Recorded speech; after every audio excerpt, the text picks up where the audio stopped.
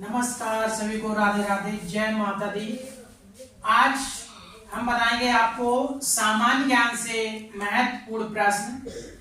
ये बहुत ही important question है सामान्य ज्ञान से, इसलिए आप लोग सभी वीडियो को फुल वॉच करें, एंड तक देखें, स्किप ना करें।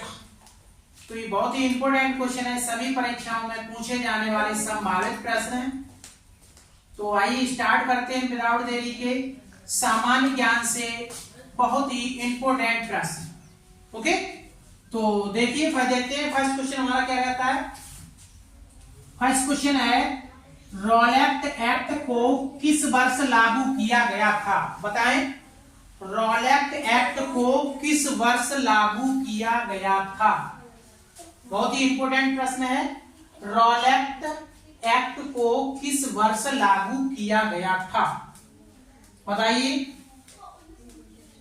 तो रॉलेट एक्ट को जो है सन 1919 ईस्वी में इसे लागू किया गया था।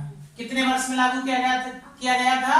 सन 1919 ईस्वी में रॉलेट एक्ट को लागू किया गया था। ओके, आइए देखिए question number 2। Question number 2, Maharana Pratap बुलबुल किसे कहते थे? यानी जो महाराणा प्रताप जो थे वो बुलबुल किसे कहा करते थे, बताइए। ये भी इंपॉर्टेंट क्वेश्चन है। महाराणा प्रताप बुलबुल जो है इसे किसे कहा करते थे? बुलबुल मतलब किसे कहा करते थे? महाराणा प्रताप जो थे बुलबुल किसे कहते थे, बताएं। तो इसका आंसर होगा, अपने घोड़े को वो बुलबुल नाम से पुकारते थे। जो महाराणा प्रताप का घोड़ा था वे अपने घोड़े का नाम रखा था उन्होंने बुलबुल। ओके, आइए अब देखते हैं क्वेश्चन नंबर 3। क्वेश्चन नंबर 3 कह रहा है, भारत में प्रोफेशनल 2020 क्रिकेट लीग को क्या कहते हैं? जो भारत में प्रोफेशनल तरीके से 2020 लीग होता है क्रिकेट में, उसे क्या कहते हैं? बहुत ही इंपॉर्टेंट प्रश्न है। भारत में प्रोफेशनल 2020 क्रिकेट लीग को क्या कहते हैं? तो इसका राइट आंसर होगा आईपीएल। क्या कहते हैं? आईपीएल कहते हैं। जो भारत में प्रोफेशनल 2020 लीग क्रिकेट लीग होता है उसे हम कहते हैं आईपीएल। क्या कहते हैं? आईपीएल कहते हैं। ओके, आइए अब देखते हैं क्वेश्चन नंबर 4। क्वेश्चन नंबर 4 कह रहा है, रामायण के लेखक कौन थे? बताएं, रामायण के लेखक कौन थे? ये भी बहुत ही इंपॉर्टेंट क्वेश्चन है, लगभग सभी परीक्षाओं में संभावित पूछा जाता है। रामायण के लेखक कौन थे? तो इसका राइट आंसर होगा महर्षि वाल्मीकि। कौन थे?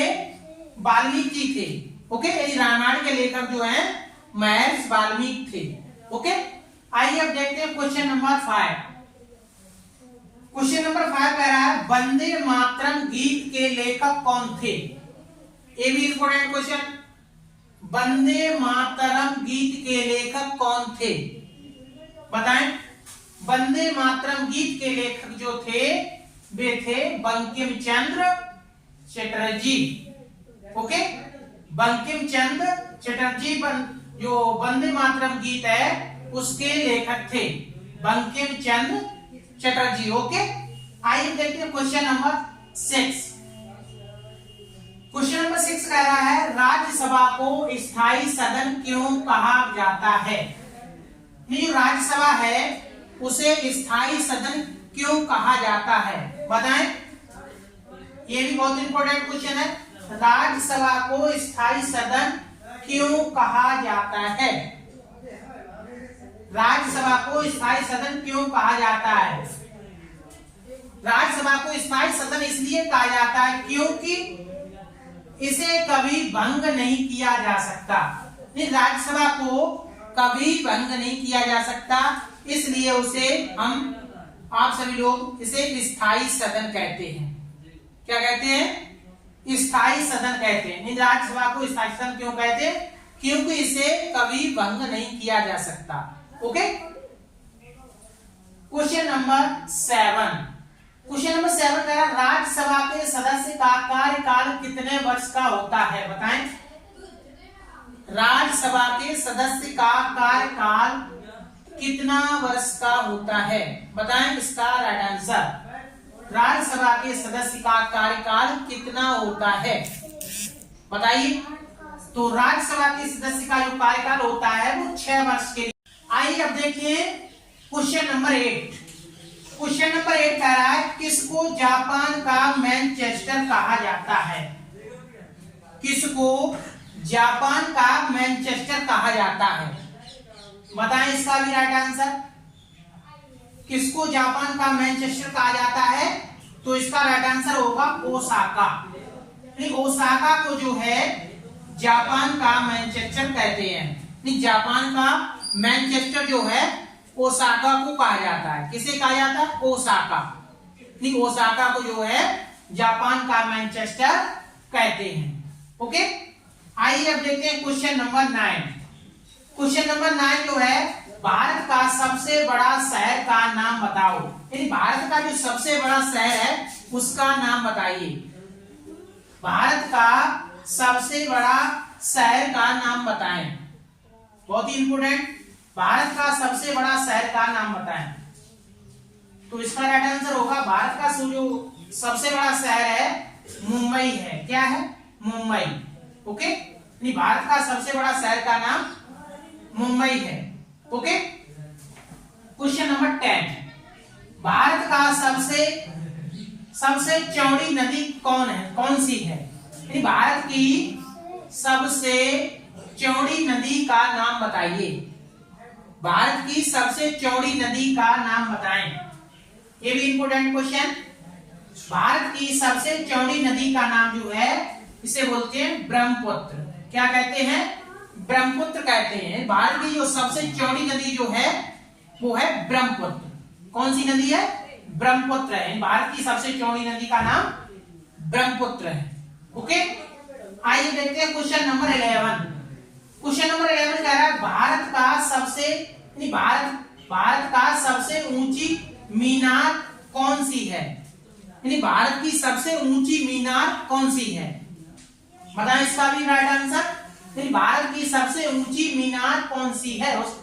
उस मीनार का नाम बताएं। ओके, तो इसका राइट आंसर होगा कुतुब मीनार। क्या है? कुतुब मीनार। कुतुब मीनार जो है भारत की सबसे ऊंची मीनार है। कुतुब मीनार जो है भारत की सबसे ऊंची मीनार है। ओके, आइए देखते हैं क्वेश्चन नंबर 12। क्वेश्चन नंबर 12 कह रहा भारत का सबसे ऊंची मूर्ति का नाम। भारत की सबसे ऊंची मूर्ति है, उस मूर्ति का नाम बताएं।